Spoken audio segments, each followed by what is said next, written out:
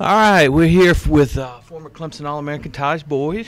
Going to break down the big win at Boston College, wrapped up the Atlantic Division, and take a look ahead to Senior Day in the Duke game. Taj, let's talk off first about the BC game. Yep. You know, all the national media, ESPN. Oh my God, Clemson's not going to be able to play. It's going to be cold. Yeah. It's going to be, windy. All that stuff. Yeah. First off, give us your thoughts on that win. I mean, I think it's pretty cold out here right now. It is. My door gets a little jammed the colder it gets outside, man. So that's kind of where it was. But, again, going in an environment like that, it is unfamiliar territory for Clemson, especially when you talk about the youth of this team. So regardless of the situation, all you really want to do is come out and get a victory. They handled some adversity. They had some adversity and continue to battle through it, and that's the biggest thing. As long as you're still learning and growing throughout the course of a season, that's all you can really ask for. I thought that Clemson did that. Now, A.J. Dillon didn't have the game that I thought he was going to have or you thought he was going to have, but, it's tough when Anthony Brown went down. You realized that their offense was going to be limited to what they were going to be able to do offensively. But, I heard some rummagings about, Clemson not looking as sharp as some people wanted them to. And the truth of the matter is, defense looked pretty sharp. Yeah, they did. Offensively for Clemson, I mean, this is still a team that's continuously growing week in and week out.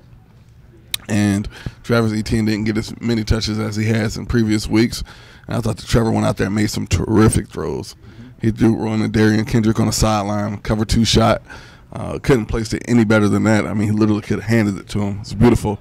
But, yeah, they're still getting better, man. And that's the most exciting thing because as much as we talk about, the idea of Clemson and the progression that they've been able to make so far, they're still not done yet. They still haven't peaked yet. And it's ridiculous because, if you're saying that a team that put up 77 points isn't finished yet, that's something to speak for in itself. So, exciting one coming up against Duke. I mean, it's another chance to play in front of a primetime crowd on national TV and continue to leave a statement. And, I was really proud of Trevor and the way he battled through that game and some of those guys out there at the wide receiving core that stepped up and made some plays for him.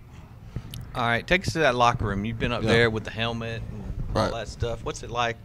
Obviously, Trevor got the helmet for the club up there. Christian was kind of disappointed, I think, that he didn't get the helmet. Of course, he probably made a play of the game, not quarterback out. But talk to us what it's like to be in a locker room like that. I'll tell you what, man. Any victory is joyous. Coach Swinney always said this thing: the fun is in the winning. Mm-hmm. Regardless of the circumstances, if you win by 1 or if you win by 20, the demeanor's still going to be the same because you have to celebrate each victory week in and week out. And I think that they do that. I mean, at least that's what the media depicts as far as the videos that they do. Unbelievable, by the way. We didn't have any of that. We had guys ripping videos, put it on YouTube, and that was it. But no, this team is having fun, man. And the helmet is actually one of the cooler things that you can get throughout the course of the season. I still have mine from when we played Boston College, and for me, it's as many trophies as I have. That's one of the most special ones. Yeah, especially when you talk about the progression of what Clemson. I mean, not Clemson football in general, but just football as a whole. How much it has evolved over the years, and at some point, somebody was playing in that leather helmet. You just. At the end of the day, I mean, it pays homage to everybody that came before you while you're honoring what you're doing in that stadium right now. So it's a pretty special deal, though, especially up in Boston, man. All right, let's fast forward this week. Yeah. Now you got the ACC championship game wrapped up and going. You got 2 more games to get through. Right. This week is special because it's Military Appreciation Day, but also it's Senior Day. Yeah.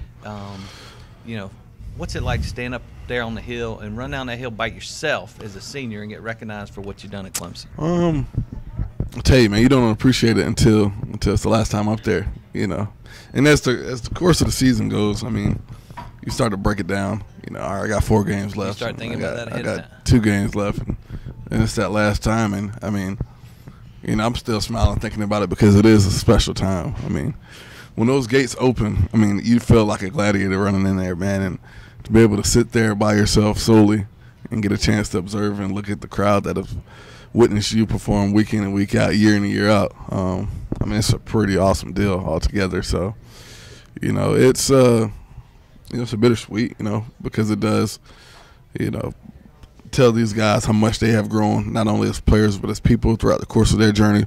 But at the same time, I mean, Clemson football is not something that you want to depart from either, because it is a group. And you won't get that in the NFL. I'm just telling you right now, bro. Like, you won't get that same feel, that camaraderie, that locker room, none of that. So I hope these guys have embraced their journey. If they didn't, well, it's a little too late anyways. But, you know, it's a pretty special deal in that valley, man. Do you like the way they've changed it? So now they do the senior day not for the South Carolina game. They do it a game ahead just so the team can run down together. Yeah, for that was pretty awesome. Now, I was trying to figure out what the whole dynamic was with that, and you just explained that to me, so that makes sense. Yeah, but especially on Military Appreciation Day, I mean, obviously this university is rooted deeply in that. You know, I've, over the course of my career, you know, been able to meet, you know, plenty of people who've sacrificed and have served in the armed forces. You know, that went here and did it, you know. So it's, you know, obviously this university is special not only to us as players, but as a people as a whole.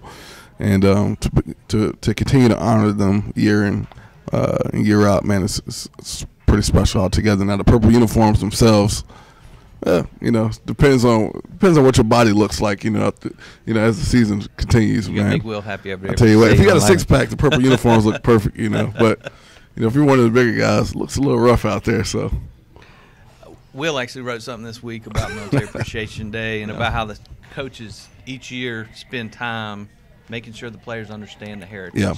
Did they do a good job of that? They did, man. And you know, most of us on the team had somebody in our family directly that was in the military. You know, we obviously, when I was there, we had Daniel Rodriguez that went and served, came back and played with us, and you know, to get his experiences told in his light was pretty special altogether. But I mean, you know, my dad was in the military. You know, Eric McLean's dad was in the military. Sean, his brother, was in the ROTC. So, I mean, we were, you know, direct contributors or directly impacted by what was going on out there. But even still, I mean, we have, you know, people throughout the year coming to speak to us that are in the military, that are, you know, lieutenants and generals and everything else of that nature. So, you know, they do a good job of making sure they tie that into what we're doing every day. All right, let's move to the game itself. You know, Senior Day, you had some distractions this week with Military Appreciation Day, with the ACC division already wrapped up. You know, what do you see the team doing Saturday night? You know, I don't know. I mean, you know, Duke is obviously improved. I mean, they're sitting at 7-3, but they did give up 272 yards in the first half, you know, against UNC. So, you know, they can only saying there's a chance. They can only do so much. I mean, on top of that, now from a defensive standpoint, that's what I'm talking about now. On top of that, they got 3 freshmen and a sophomore playing in the secondary. That's not the type of experience you want to have lined up against those Clemson wide receiving core. So, I mean, it's, you know, at this point, it's all about execution. That's the message that's continuously being taught through the coaches. That's what's being spoken. And more so than the opponent itself, it's you going out there and perfecting your craft and mastering that. Because now you're talking about what's about to happen. Obviously, you got to take it game in and game out, but you got South Carolina next week. You got, you know, the ACC championship in a couple weeks, and then obviously the playoff talk. So, you know, everything's leading up to that at this point. You know, so Clemson is just in a different mindset. They have evolved into an elite program. So the conversation is a little bit different. The mentality and the message is a little different. So the contentment, complacency, you won't see that as you would with teams in the past. So for them, it's just going out there executing. Now, from a defensive standpoint, on Clemson's side of it, I mean, they got to go out there and play sound football. I mean, Dave Cutcliffe is who he is for a reason. I mean, he is a mastermind. He is a quarterback guru, and he's done a really good job with Daniel Jones. You know, as we spoke earlier in the season, kind of the, you know, in the predictions, you thought that Duke had a chance to do something really good over there, and they've been able to do that. And I don't think it's surprising. I mean, I think you can see it building over the last few years, but, you know, Daniel's 6'5", he can run, he can throw, he's going to be a top NFL prospect.